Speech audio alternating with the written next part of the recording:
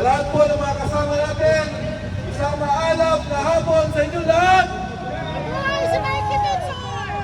Alam niyo mga kasama, narito tayo ngayon para gumitayin. Wala ng isang taon na kinitap ang Pangulong Duterte. Ang kinitap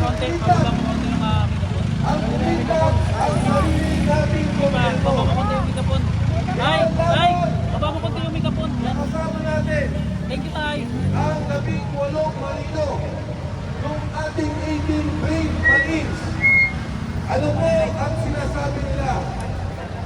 Sila ang sumusuko sa mga ICC commissioners at investigators. Sila ang nagbabayad ng hotel. Sila ang gumagawa ng pamaraan upang magkaroon ng investigasyon dito sa Midas Hotel na pag-aari ni Saldico. Libre si Saldico nagbabayad. Doon sa unit ni Saldico sa Raffles sa Makati, doon dinadala ang mga witness, doon dinadala ang mga tao para ituo ang kaso laban kay Pangulong Duterte. Sino ang nagdala? Si Senador Antonio Trillanes.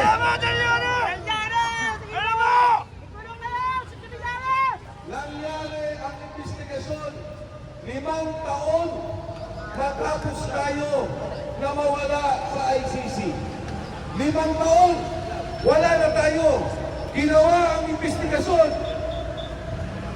At hindi lang basta-basta investigasyon. Inayos ang kaso. Inilabas ang mga testigo. Hindi para tingnan ang katotohanan. Hindi para ayusin ang justisya. Pero para kidnapin at ikulong si Pangulong Duterte sa The Hague, Netherlands.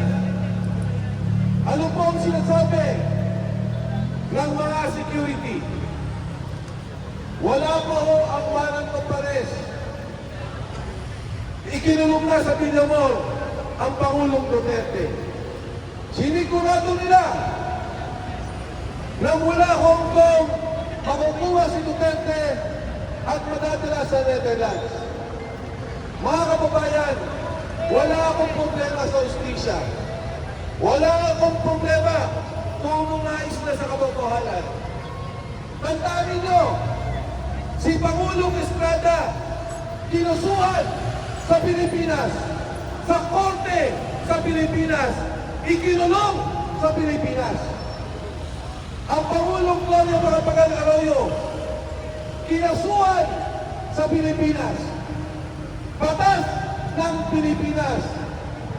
Ikinulong sa Pilipinas.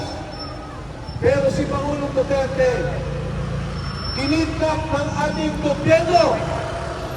Ang sabi ni Saldico, si Bongbong Marcos mismo ang mastermind sa kaso ni Duterte sa pagtistigo ni Trillanes sa pera ni binibigay ang buksa ay kidnapin at inipad sa The Hague, Netherlands. Marcos resign! Marcos resign! Marcos resign! Marcos resign! Marcos resign! Bakit tayo nandito sa Supreme Court? Bakit tayo nandito sa Korte Suprema? Alam niyo ba na ang ICC, ang ibig sabihin po niyan, pagka ang isang bansa magulo, walang kaayusan, ang mga korte ay hindi nagpa-function o walang independensa ang korte, doon lamang dadalhin sa ICC. Pero dito mo ba gumagana ang korte ng Pilipinas? Gumagana! Wala ba ho tayong korte meron? Meron! Kaya po ang Korte Suprema dapat magsalita. Dahil ang pagkakaresto ni Duterte ay sampal sa Korte Suprema. Sampal sa Korte ng Bayan. Sampal sa batas ng Pilipinas. Mga kasama, noong lumabas si Sergeant Gutesa, Sinabi niya na sa amin ang ICC. Sabi namin sa kanya, Sergeant Cotesa, siguro hindi panahon na banggitin mo ang ICC. Alam niyo ang sabi ni Sergeant Cotesa, ang matataas na mga opisyal ng gobyerno nasa Maidas nagpo-monitor sa pag-aresto kay Pangulong Duterte. Ano ang sabi ng 18 sundalo? Magmula pa ng airport, ibibigay ng tao ni Senador Trillanes ang susi sa mga hotel nila. Magsumbok sa mga investigador, dadali nila sa mga hotel, ibibigay ang susi. Susundin nila gamit ang kotse ni Saldico. Magmula doon, pagpunta ng Maidas Hotel, susundin ang mga gusto nilang testigo. Susundin yung gusto nilang magsalita laban kay Pangulong Duterte. Gamit ang pondo ni Saldico. Gamit ang hotel ni Saldico. Gamit ang mga unit ni Saldico. Kaya ito po mga kasama ang nangyayari sa ating bansa sa ngayon. Sa takot siguro nila kay Pangulong Duterte, nag-usap-usap, mas mabuti ilabas nila ang bansa kaysa kasuhan sa Pilipinas. Pero hindi nila naintindihan sa ginawa nila, naging martir si Pangulong Rudy Duterte. Duterte! Duterte! Duterte! Duterte! Duterte! Tatlo lang po sa aking kaisipan ang namatay na matatanda ng sambayanan. Ang pagkamatay ni Jose Rizal dito sa Luneta. Ang pagkamatay ni Ninoy Aquino sa tarmac ng NAIA na pinaslan ng mga sundalo, pinaslan sa ilalim ng administrasyon ni Ferdinand Marcos Sr. At ngayon, sa ating kasaysayan, pag namatay ang Pangulong Duterte sa The Hague, Netherlands, siya lang ang tanging Pangulo na kinidnap ng sarili niyang gobyerno. Takot sa kanya dahil sa politika, kinipit ang isang Pilipino, ang isang leader na minamahal ng sambayanang Pilipinas. Yan po, walang iba, kundi ang Pangulong Rodrigo Duterte. Yung pong 18, kinasuhan po. Ako mismo, kinasuhan.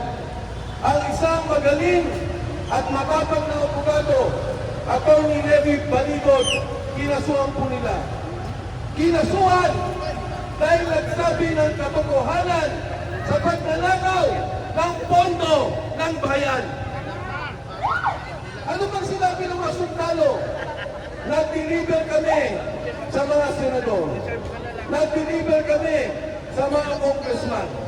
Nag-deliver kami kay Speaker Martin Romualdez at kay Pangulong Bongbong Marcos.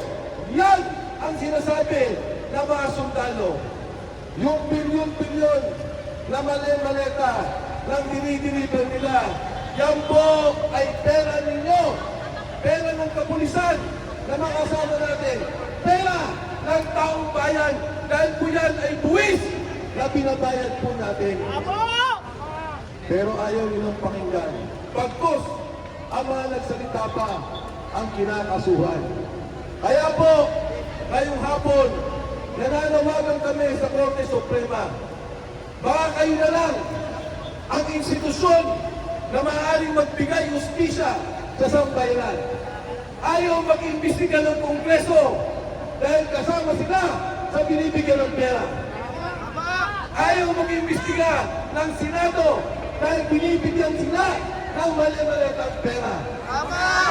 Ayaw mag-imbestiga ng Ombudsman, ng NBI, ng tama ang iniimbestigahan ang nag-akusa dahil ang mga tao din yan ay sangkot sa mali-malitang pera. Kaya po sa Korte Suprema, ito pong justisya na hinihingi, ibigay po naman ninyo. Dahil pag pag wala nang tatakbuhan ang sambayanan, pag wala nang masunduan ang sambayanan, baka po pati ang mga pulis na nandito, kaming lahat, ang sambayanang Pilipino, magsama-sama para palitan ang gobyerno nagpapahirap sa sambayanang Pilipino.